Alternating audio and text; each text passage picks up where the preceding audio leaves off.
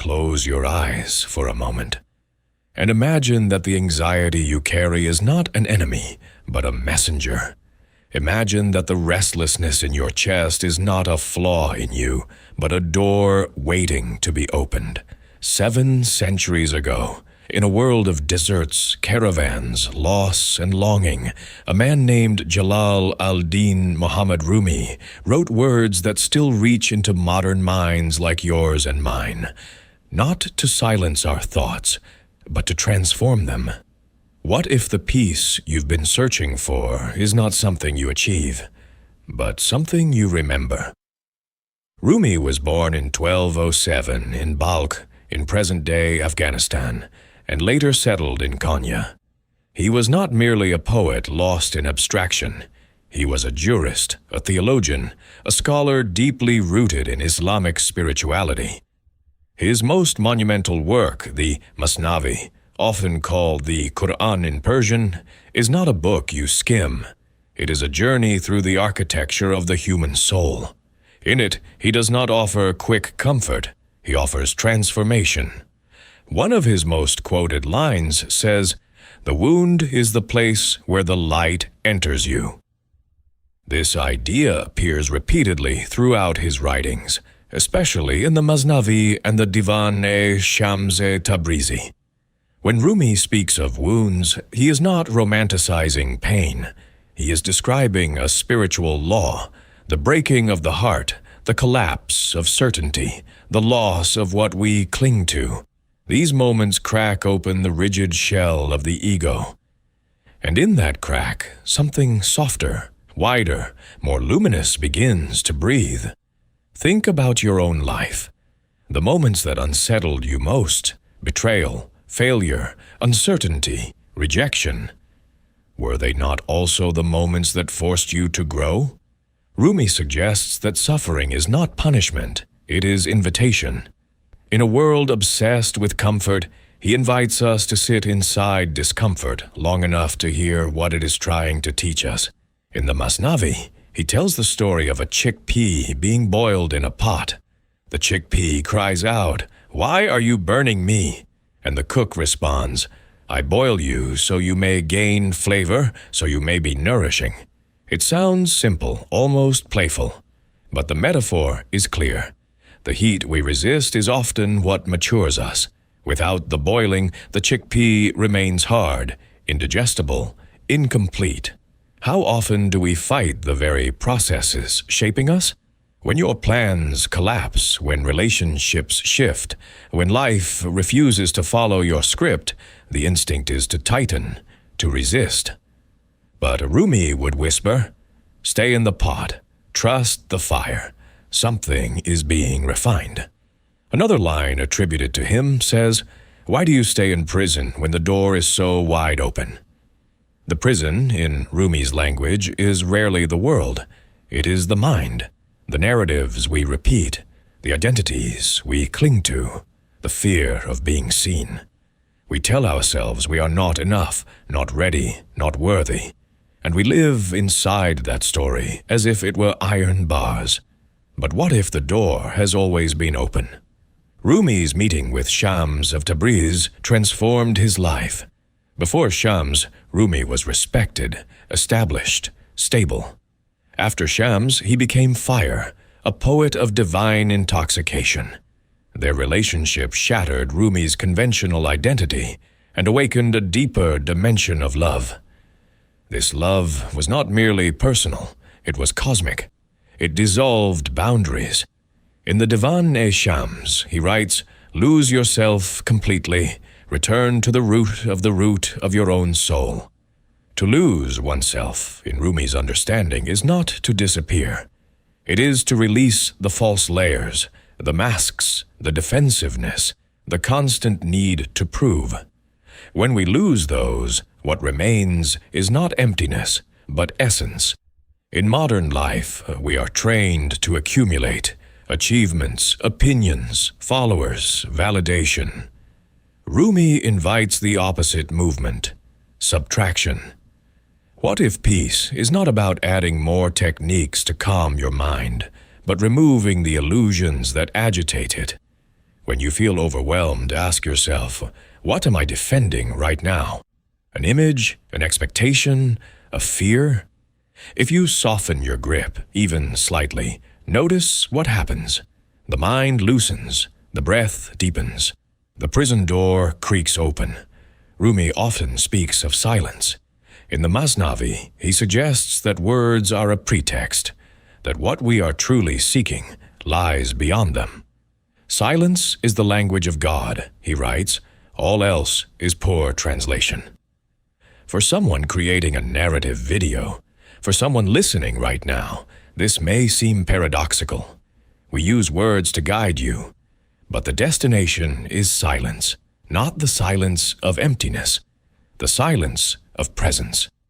When was the last time you allowed yourself to sit without distraction?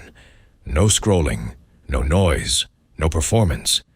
Just awareness of breath entering and leaving. Rumi's poetry is not meant to be consumed quickly.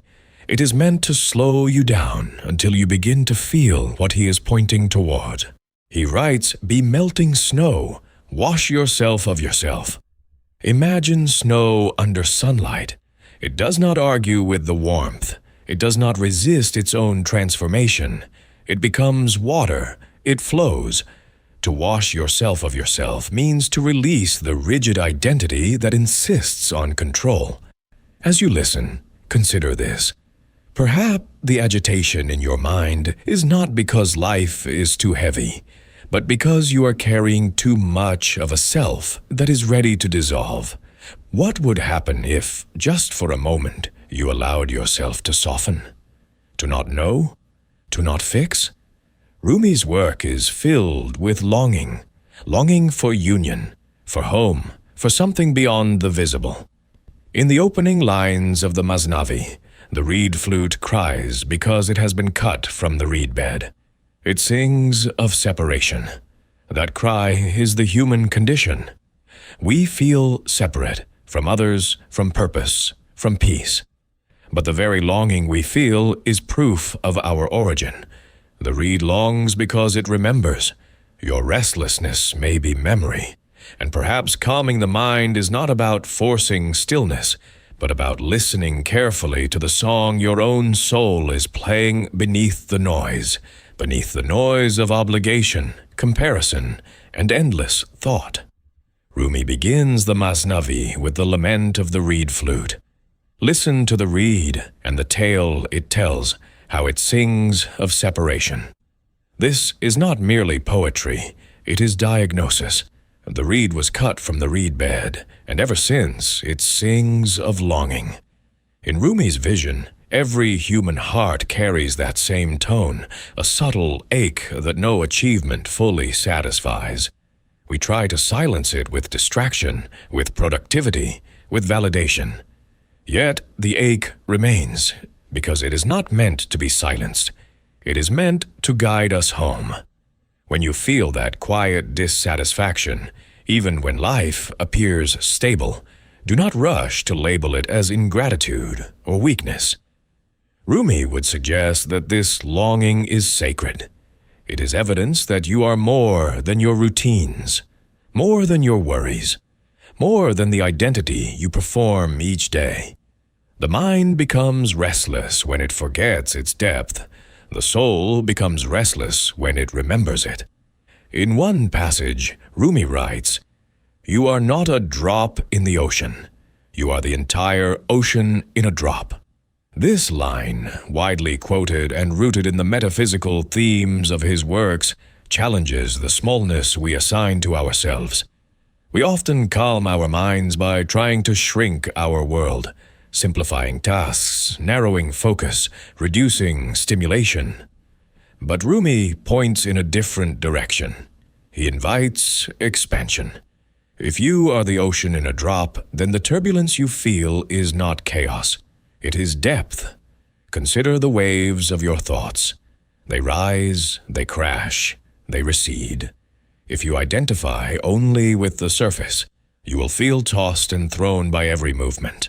But if you remember you are the ocean itself, something shifts. The surface may remain active, but beneath it there is stillness, vast, unmoving, silent. When anxiety appears, instead of saying, "I am anxious," experiment with saying, "Anxiety is moving through me." This subtle shift mirrors Rumi's understanding of the self. You're not the passing state. You're the awareness in which it passes. The ocean does not panic because of waves. Rumi's transformation after meeting Shams of Tabriz also speaks to this expansion. Before Shams, Rumi's knowledge was structured, intellectual, respected. After Shams, it became experiential, burning, ecstatic, alive. In the Divan-e Shams, he writes, "I was raw, I became cooked, I was burned." The progression is deliberate. Rawness is unformed potential. Cooking is maturation through experience. Burning is surrender into something greater. Think about your own evolution. The person you were 10 years ago, raw. The experiences that shaped you, cooking. And perhaps the moments that shattered your assumptions, burning. We often resist the burning stage. It feels like loss, like identity dissolving. But in Rumi's language, burning is purification. It strips away what is false. If your mind feels crowded, ask yourself, what version of me is trying to survive right now? Is it an outdated image? An old fear? A narrative that no longer fits? Sometimes calm does not come from soothing the mind, but from allowing an old self to burn away.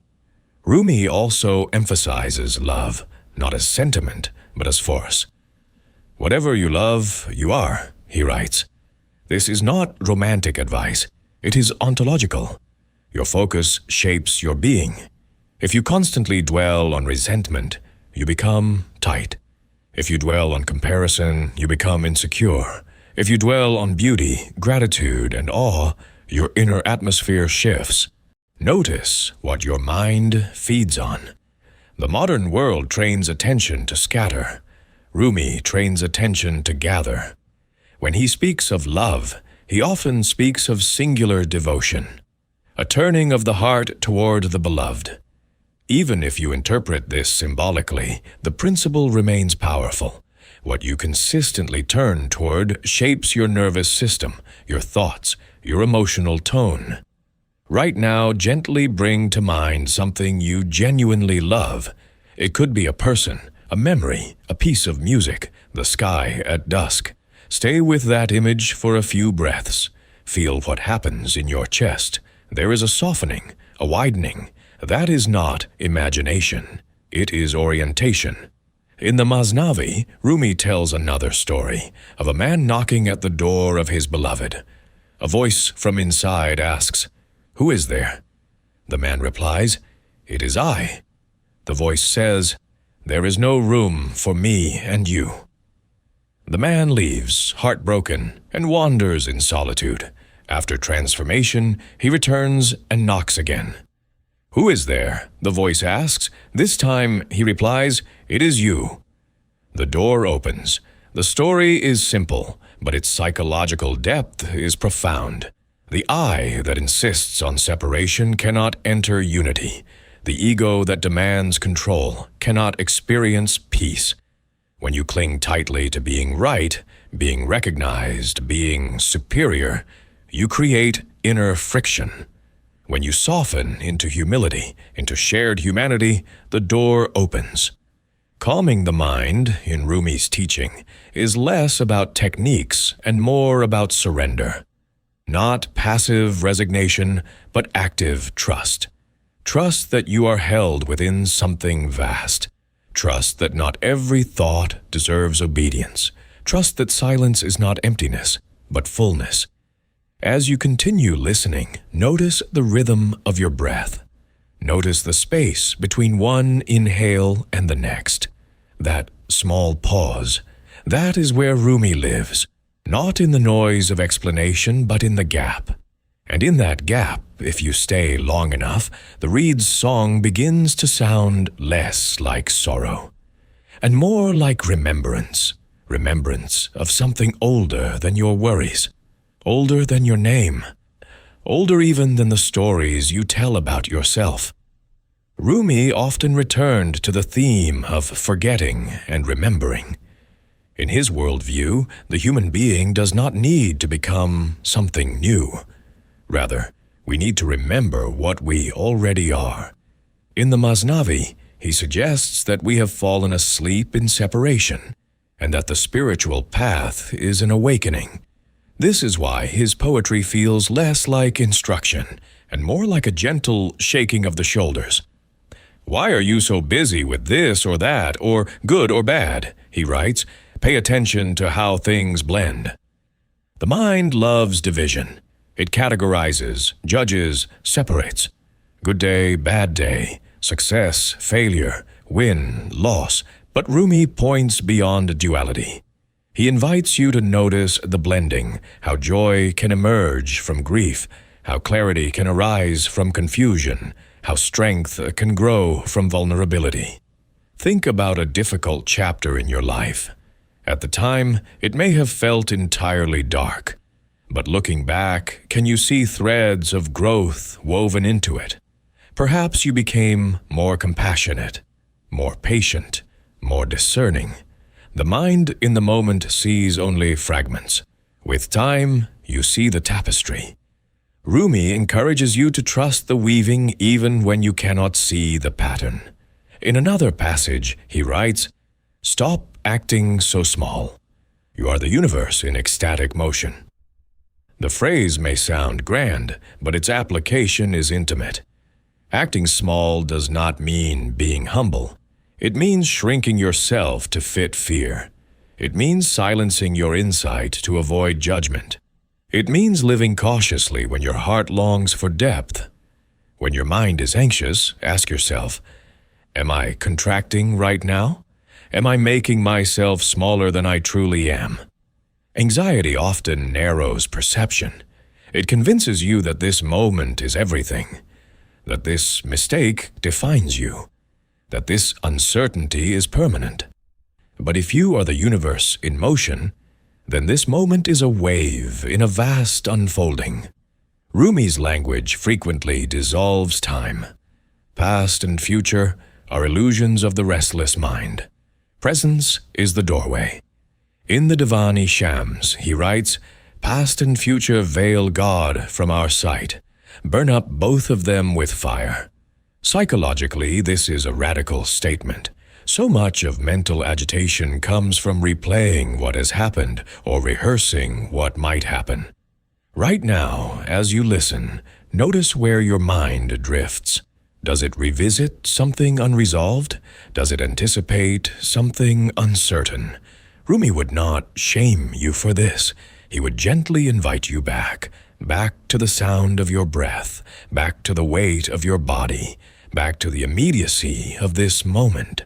Burning past and future does not mean neglecting responsibility. It means refusing to live entirely in mental projection. Peace is not found in a perfected future. It is found in contact with now. Suggest that much of the Divan was written by Shams, suggest that much of the Divan was written out of that longing. But instead of closing his heart, Rumi expanded it. Loss became doorway, not wall. When you experience loss, the instinct may be to harden, to protect, to withdraw. But what if, as Rumi demonstrates, grief is another form of love? The ache you feel when someone or something is gone is evidence that your heart was open. Instead of numbing that ache, can you hold it gently? In one poem, he writes, "Where there is ruin, there is hope for a treasure." Ruin is not glamorous. It is messy. It is disorienting. It dismantles plans. Yet Rumi insists that within ruin lies hidden wealth. The collapse of an illusion creates space for truth. If something in your life feels like ruin right now, a relationship, a career path, a belief about yourself, pause before labeling it as failure. Ask instead, what illusion might be dissolving? What deeper truth is trying to emerge? Sometimes the calm you seek cannot arrive until the false structure falls. Rumi also uses nature constantly as teacher. the turning of seasons, the flow of rivers, the growth of plants. He writes, set your life on fire. Seek those who fan your flames. Fire, again. Not destruction for its own sake, but aliveness. Surround yourself with what awakens you, not what dulls you. Notice how certain conversations leave you drained, while others leave you expanded. Notice how certain environments tighten your chest, while others open it. Your nervous system is wise. It responds to alignment. Calming the mind is not only internal work, it is also relational. The people you spend time with, the content you consume, the rhythms you keep, all of these shape your inner atmosphere. Rumi's gatherings, the circles of whirling and poetry, were not solitary practices. They were communal awakenings. Even now, though you may be listening alone, you are participating in a lineage of seekers who have sat with these same words, these same questions, these same longings. There is comfort in that continuity. You're not uniquely broken. You're human. And in your humanness, there is immense dignity. As the reed flute continues its song, as longing continues to hum quietly beneath your thoughts, begin to notice that the longing itself is alive. It moves. It breathes. It pulls you toward something subtler than anxiety. If you lean into it, not with desperation but with curiosity, you may begin to sense that the calm you desire is not the absence of movement, but the harmony within it. The quiet coherence beneath the movement of thoughts, emotions, and changing circumstances. Rumi's teaching does not ask you to eliminate the waves of your inner world. Instead, it asks you to listen more deeply to their rhythm. In the Masnavi, he tells stories not as moral lectures, but as mirrors. Each character, each animal, each encounter reveals something about the layers within us, the ego that insists, the heart that longs, the soul that remembers. One of his lesser quoted but deeply penetrating lines says, "Yesterday I was clever, so I wanted to change the world. Today I am wise, so I am changing myself." Whether this exact phrasing appears in early manuscripts or later translations, the essence echoes through his authentic works. Transformation begins within. The restless mind often tries to reorganize the outer world in order to feel safe. If only this person behaved differently. If only this situation resolved. If only the future were certain. But Rumi gently redirects the gaze inward. When something disturbs you, pause before reacting. Ask, what inside me is being touched? Is it pride, fear, a need for validation? This kind of reflection is not self-criticism, it is self-knowledge. And self-knowledge softens the mind because it replaces blame with awareness. Rumi frequently writes about the mirror. In the Masnavi, he explains that the heart is like a mirror covered in rust. The rust is not evil, it is simply the accumulation of neglect, distraction, and egoic fixation. The spiritual path, he suggests, is polishing the mirror, not adding something new, but removing what obscures reflection. Imagine your mind as that mirror. Every unresolved resentment, every rigid belief, every repeated narrative adds a thin layer of dust. Over time, the reflection becomes distorted. You begin to see the world not as it is, but as filtered through your past wounds. Calming the mind, then, is the slow, patient act of polishing. Forgiveness is polish, gratitude is polish, honest self-examination is polish, and polishing is quiet work. Rumi's imagery of light appears again and again. Don't you know yet? He writes in the Divan-e Shams, "It is your light that lights the worlds." Notice the reversal. We often imagine light coming from outside, from teachers, from achievements, from approval. Rumi insists the source is within. The agitation of the mind comes partly from searching externally for what already glows internally. When you feel insufficient, remind yourself gently, there is a light here, even if clouds obscure it. The clouds are passing states, fatigue, doubt, fear. The light is more constant. Meditation, prayer, silence, these are not acts of importing peace. They are acts of uncovering it. In many of his stories, Rumi describes people searching desperately for something that is already in their possession. A man looks everywhere for a treasure, only to discover it buried beneath his own house. Another searches for water while standing beside a river. These parables reveal a subtle truth. The mind projects fulfillment into the distance. You tell yourself, when I achieve this, I will relax. When this problem ends, I will feel calm. But Rumi's wisdom suggests a radical shift. What if calm is not postponed? What if it is accessible in this breath, even with unfinished tasks, even with unresolved questions? Try it now. Without changing your circumstances, soften your shoulders, unclench your jaw.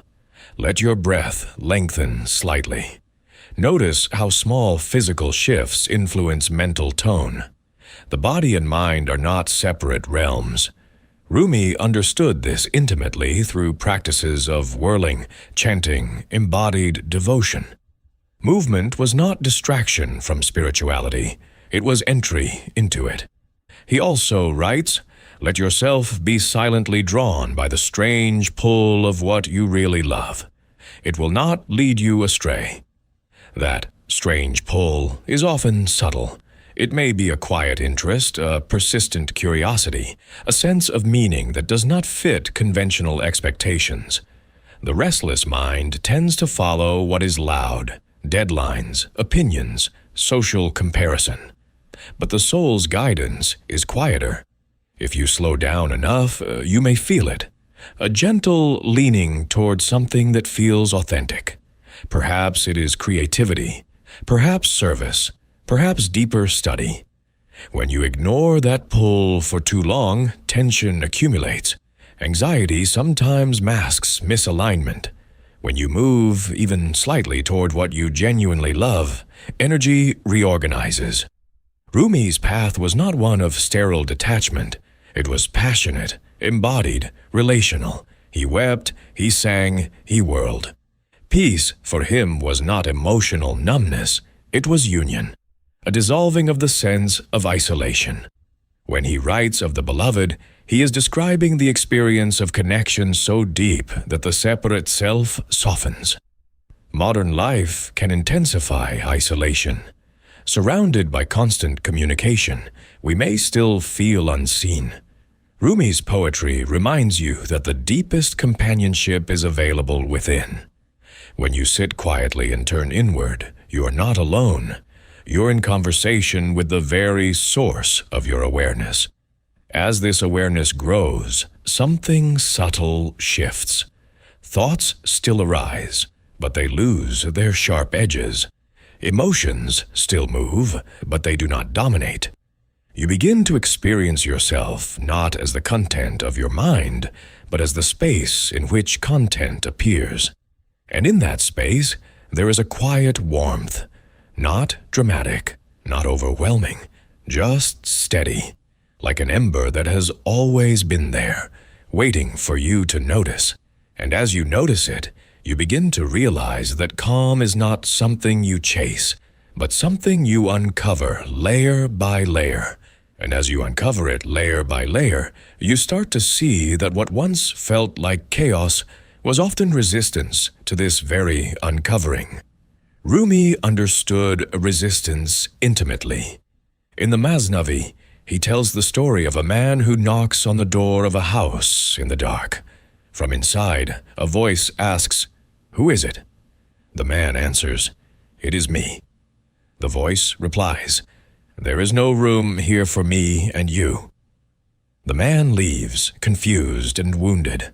Only after a period of solitude and transformation does he return. This time, when asked, he answers, It is you. And the door opens. This story is not about humiliation. It is about dissolution. The mind insists on its separateness, my opinion, my fear, my identity, my control. And this insistence creates friction. The door remains closed not because we are unworthy, but because we are crowded with ourselves. Consider how often tension arises from defending an image, the image of being right, the image of being strong, the image of being independent. When someone challenges that image, the nervous system tightens, the heart races, thoughts accelerate. But if instead of defending you soften, if you allow the me to loosen, something opens. Rumi's path is not self-erasure, it is self-transcendence. In the Divan-e Shams, he writes, "I have put duality away. I have seen that the two worlds are one." Duality is not just a philosophical concept, it is the constant internal division. Me versus them, success versus failure, sacred versus ordinary.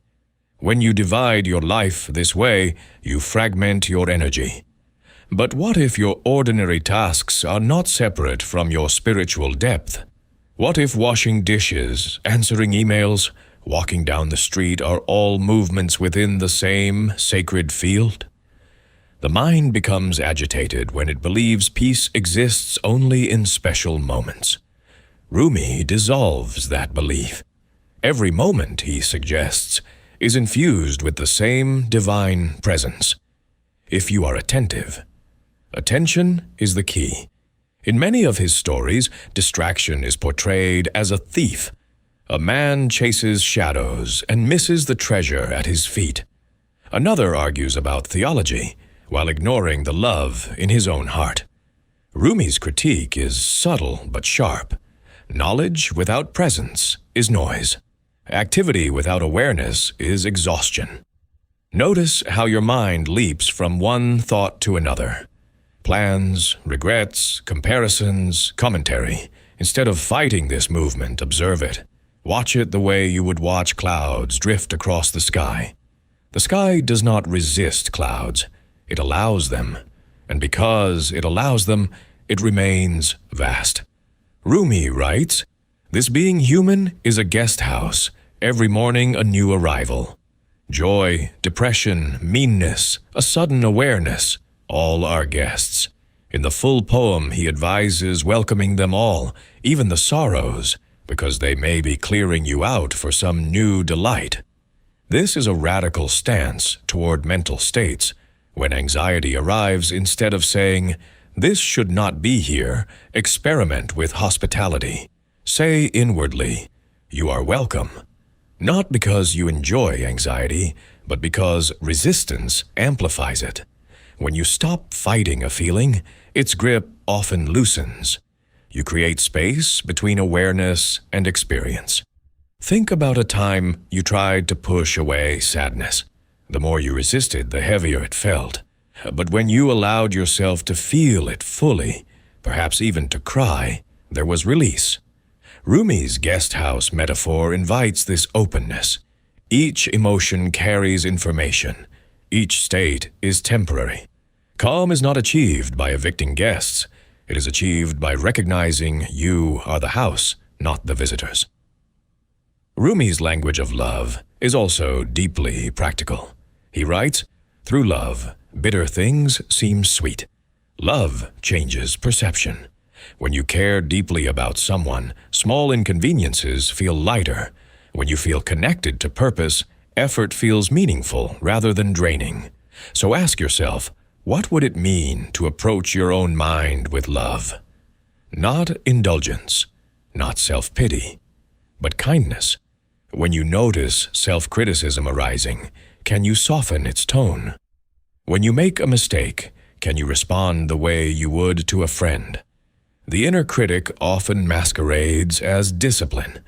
It claims that harshness will produce improvement, but Rumi's path suggests otherwise. Transformation through love is more sustainable than transformation through shame.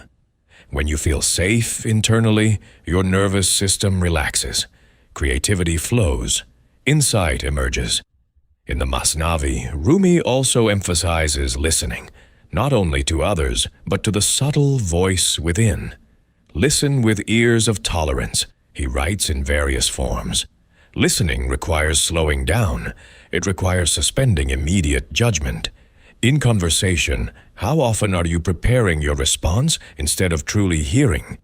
In your own mind, how often are you trying to fix instead of understand? Try listening inwardly right now. Beneath the surface chatter, is there a quieter current? Perhaps a simple desire for rest, for connection, for meaning. When you listen without rushing to solve, something settles. Rumi's poetry is filled with motion. Spinning planets, flowing rivers, turning dancers. Yet at the center of this motion is stillness. The whirling dervish spins around a silent axis. The dance is not chaotic, it is anchored. Likewise, your life may be full. Responsibilities, relationships change, but there can be an inner axis that does not spin. The more you identify with the outer spin, the more dizzy you feel. The more you root into the inner axis, the more stable you become. And perhaps this stability is not rigidity, but flexibility, the ability to move without losing yourself, to feel without being overwhelmed, to think without being trapped. And as you continue to listen, you may begin to sense that this inner axis has been present all along, patiently waiting for your attention. And as your attention rests there, even briefly, you begin to understand why Rumi placed such emphasis on surrender. Surrender, in his language, is not defeat, it is alignment. In the Masnavi, he tells the story of a man clinging desperately to a branch over a cliff, terrified of falling. A voice calls out, "Let go." The man refuses, convinced that releasing his grip means certain death. Only when exhaustion overtakes him does he loosen his hands and discovers he was only a short distance from the ground. The fall he feared was smaller than the fear itself. How often does your mind cling to branches like this? A plan that must succeed, a relationship that must remain unchanged, an identity that must be preserved. The tension of clinging is exhausting. Your thoughts spin endlessly, calculating outcomes, rehearsing conversations, bracing for impact. Rumi's wisdom suggests that much of this mental strain comes from mistrust of life, of change, of the unseen unfolding. When he writes, "Sell your cleverness and buy bewilderment," he is inviting you into humility before mystery. Cleverness wants control. Bewilderment allows wonder. Consider the possibility that not knowing is not a weakness. The mind fears uncertainty because it equates it with danger. But many of the most meaningful transitions in your life emerged from uncertainty. You did not know how you would grow, yet you did. You did not know how you would endure loss, yet you did. Surrender is trust in that deeper resilience. Rumi frequently uses the metaphor of the river. "Why do you stay in prison," he writes elsewhere, "when the door is so wide open?" And in other poems, he urges the reader to flow like water. A river does not argue with the shape of the land. It moves around obstacles. It adapts. It does not lose its essence because it bends. When your plans shift unexpectedly, notice your immediate reaction. Does your body tighten? Does your mind protest? Now imagine responding like a river. Instead of resisting, you adjust. This flexibility is not passivity, it is intelligence. Water reaches the ocean not by force, but by persistence. In the Divan-e Shams, Rumi declares, "When I let go of what I am, I become what I might be." Letting go here is not abandoning responsibility. It is releasing rigid self-concepts. Perhaps you have been telling yourself, "I am not the kind of person who," Fill in the blank. Not creative, not confident, not spiritual, not capable. These statements solidify into internal walls. The mind then polices them, filtering experiences to confirm the narrative. But what if those walls are self-constructed? What if, by loosening your grip on who you think you are, new capacities emerge? Notice the tension that arises when you defend a fixed identity. It requires constant monitoring, constant comparison.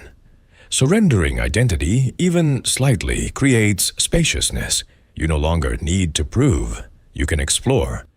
Rumi also writes, "Where there is ruin, there is hope for a treasure." Earlier we reflected on ruin as collapse of illusion. Here, consider ruin as the crumbling of certainty. The mind loves certainty. It finds comfort in predictability. Yet too much certainty suffocates growth. If something in your life currently feels unstable, instead of labeling it purely as threat, ask what treasure might be concealed within the instability. Perhaps it is deeper empathy, perhaps courage, perhaps clarity about what truly matters. Many times, what shatters your expectations reveals your strength. Rumi's relationship with Shams again offers a living example. When Shams disappeared, Rumi could have hardened permanently. Instead, his grief deepened his poetry, expanded his compassion, intensified his devotion. The very loss that could have broken him became the furnace that refined him. In your own experience, reflect on a loss that changed you, not superficially, but fundamentally. Did it strip away trivial concerns? Did it reveal priorities? Did it awaken gratitude? The mind, when calm, can trace the hidden gifts embedded in pain. This does not mean you must romanticize suffering. Rumi never glorified pain for its own sake. He recognized it as part of the human condition and as a catalyst. The key is not to seek suffering, but to transform it when it arrives. Another recurring theme in his work is listening to the body. While he writes in mystical language, his path was embodied through whirling, chanting, breathing. When your mind is restless, your body often mirrors that restlessness. Shallow breath, tight shoulders, clenched jaw. Try gently reversing the pattern. Deepen the breath. Relax the muscles. Slow your movements. The body can teach the mind calm.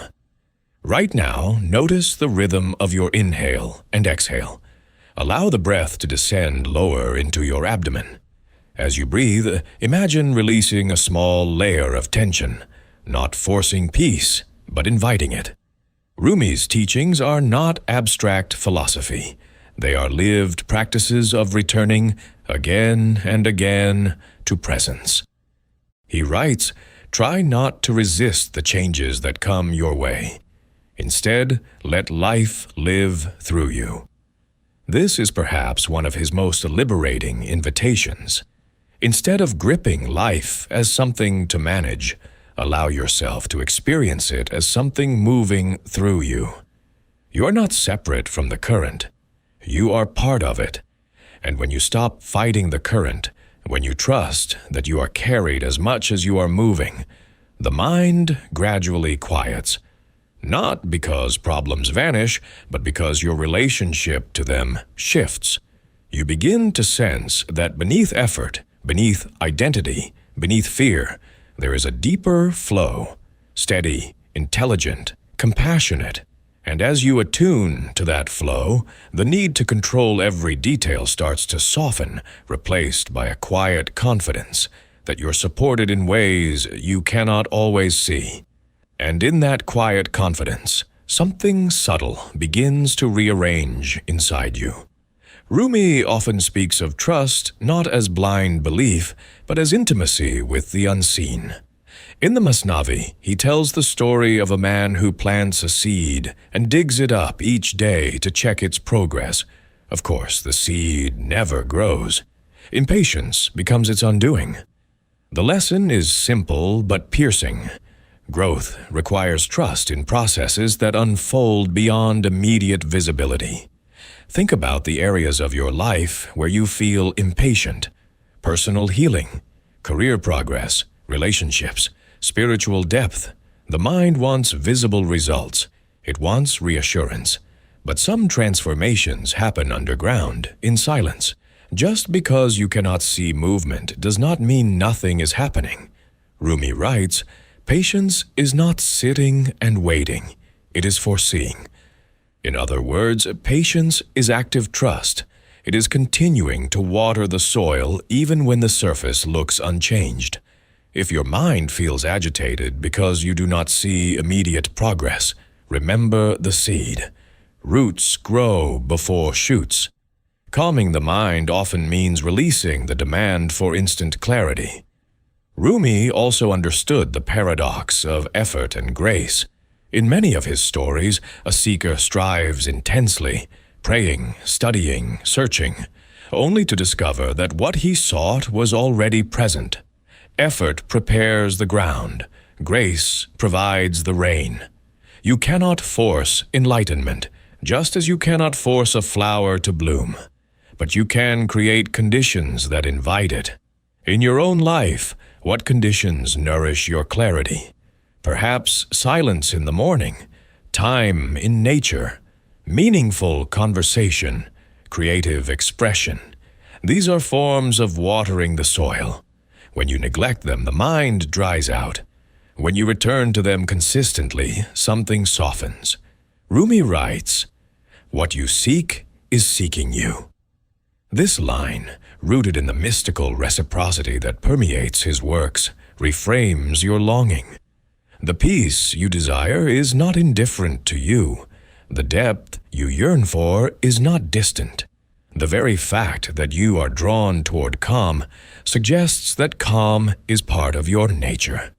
If you were entirely chaos, you would not crave stillness. If you were entirely superficial, you would not yearn for depth. Your longing is evidence of alignment. Notice how this changes your perspective. Instead of seeing yourself as broken and trying to fix yourself, you begin to see yourself as returning home. The agitation you experience is not your essence. It is a temporary weather pattern passing through a deeper sky. In the Divan-e Shams, Rumi writes, "Dance when you're broken open." This is not denial of pain. It is transformation of it. When life cracks, you open. Through disappointment, heartbreak, uncertainty, there is a temptation to close tightly. But what if openness is precisely what allows light to enter? Think of a time you felt emotionally broken. Did you also feel more vulnerable, more honest, perhaps more connected to others who suffer? Brokenness can strip away pretense. It can expose your shared humanity. When you allow yourself to be seen in your imperfection, even if only by yourself, the mind relaxes. It no longer needs to maintain the illusion of invulnerability. There is relief in authenticity. Rumi also emphasizes companionship on the path. He writes, "Stay with friends who support you." Spiritual growth, emotional healing, mental clarity, none of these flourish in isolation. Even if your practice is solitary, your heart thrives in connection. Reflect on the people who make you feel more yourself. Not more impressive, not more productive, but more real. Spend time with them. And just as importantly, be that presence for others. When you offer calm attention, you deepen it within yourself. There is another subtle theme woven through Rumi's work: gratitude, not as forced positivity, but as recognition. In the Masnavi, gratitude is portrayed as a magnet for abundance. When you focus exclusively on what is lacking, the mind contracts. When you consciously notice what is present, breath, shelter, moments of beauty, the inner atmosphere shifts. Right now, name silently 3 things you are grateful for. They do not need to be extraordinary. the chair supporting you, the air entering your lungs, the simple fact that you are alive to experience this moment. Feel how gratitude softens mental edges. It does not erase difficulty, but it balances perception. Rumi's poetry also dissolves the illusion of final arrival. He does not describe a static state of perfection. Instead, he portrays the path as ongoing, a continual deepening. "Why do you wander from house to house?" he asks in one poem. "Come, dwell in your own house." Your own house is awareness. You may leave it through distraction, but you can always return. There is no permanent exile. Even when you feel lost in thought for hours, the moment you notice, you're back. And this noticing is gentle.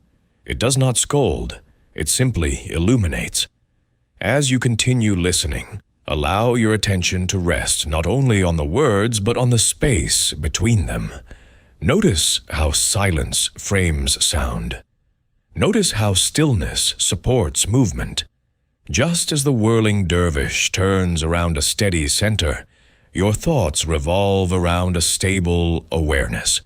You are not required to silence every thought. You are invited to discover the stillness that holds them. And as you begin to recognize that stillness, subtle, steady, quietly luminous, you may realize that it has been accompanying you through every joy, every sorrow, every change, a faithful presence beneath the surface of your life. A faithful presence beneath the surface of your life, untouched by success or failure, praise or criticism, gain or loss. Rumi's final invitation again and again throughout his writings is to return to that presence, not once, but continually. In the closing passages of the Masnavi, he does not present a rigid conclusion, but an opening. The path does not end in certainty. It deepens into intimacy. He reminds us that the journey inward is infinite, because the depth of the soul is infinite. He writes, "Let the beauty we love be what we do." This is not merely aesthetic advice, it is alignment. When your actions reflect what you truly value, your mind becomes less divided. Much of inner conflict comes from living in contradiction, saying one thing, doing another, desiring depth but choosing distraction, longing for peace but feeding agitation. Imagine if even the small parts of your day reflected what you genuinely love: a slower morning, a few minutes of silence, a meaningful conversation instead of mindless scrolling, a walk without headphones. These are not dramatic spiritual gestures. They are subtle realignments, and subtle realignments practiced consistently reshape the inner landscape. Rumi also writes in the Divan-e Shams, "You were born with wings. Why prefer to crawl through life?" And wings, in his language, are awareness, love, and surrender. Crawling is fear, rigidity, and forgetfulness. When your mind feels heavy, ask yourself gently, am I crawling right now? Am I shrinking into fear? Or can I remember that I have wings? Wings do not remove gravity. They allow you to move differently within it. Throughout this hour, we have not tried to eliminate your thoughts. We have not tried to deny your pain. Instead, we have traced Rumi's quiet but radical suggestion that beneath your agitation lies longing, beneath longing lies remembrance, and beneath remembrance lies union. Union does not require you to abandon your life. It invites you to inhabit it more fully. When you drink water, taste it. When you speak with someone, listen. When you breathe, notice. Presence is the doorway through which peace enters, not as something added, but as something revealed. Rumi's poetry has survived centuries, not because it offers escape, but because it offers return. Return to your body. Return to your breath. Return to your heart. Return to the awareness that watches all of this unfold. If your mind still feels active, that is okay. The ocean is allowed its waves. But perhaps now you sense the depth beneath them. Perhaps now, when anxiety arises, you will remember the guest house, welcoming without clinging. Perhaps when uncertainty appears, you will remember the seed growing underground. Perhaps when identity feels threatened, you will remember the door that opens when I softens into you. Peace, in Rumi's vision, is not a distant destination. It is intimacy with what is. It is trust in unfolding. It is love without possession. It is silence that does not fear sound. As you move forward from this moment, carry one line with you. Just one. Maybe it is. The wound is the place where the light enters you. Maybe it is. What you seek is seeking you. Maybe it is. You are the entire ocean in a drop.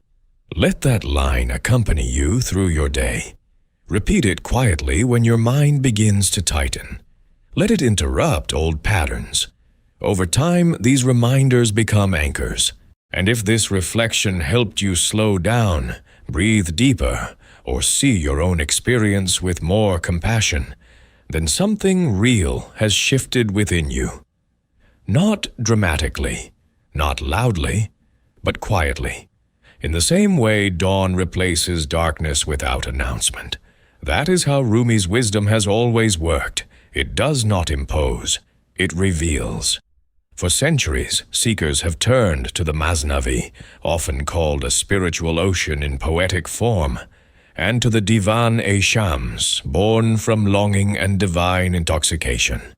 These works were not written as intellectual exercises. They were written from experience, from grief, from love, from surrender, from transformation. And what makes them timeless is this: the human heart has not changed. We still fear loss. We still crave meaning. We still wrestle with the restless mind. Throughout this journey, we have seen how Rumi reframes what we often reject.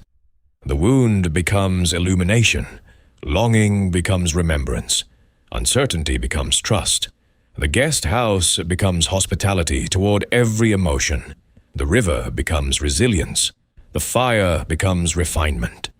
Each metaphor gently dismantles the illusion that peace is found in control. Instead, peace is found in relationship.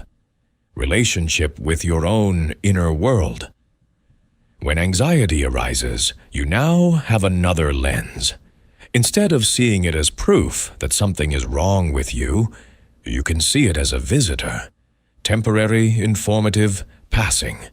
Instead of clinging tightly to certainty, you can experiment with surrender. Instead of shrinking into fear, you can remember that you were born with wings. Rumi's core message is not escapism. It is embodiment. Be here, feel fully, trust deeply, return often. And perhaps the most powerful thread running through all his work is love. Not romantic love alone, but a radical openness to existence itself. When he writes, "Let the beauty we love be what we do," he is asking you to live in alignment. Because much of mental suffering comes from division.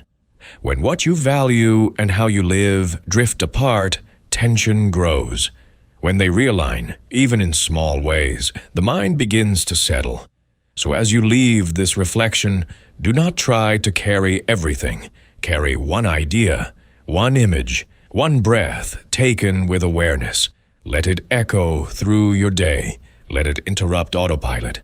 Let it soften your reactions. Over time, these moments accumulate, and accumulation becomes transformation.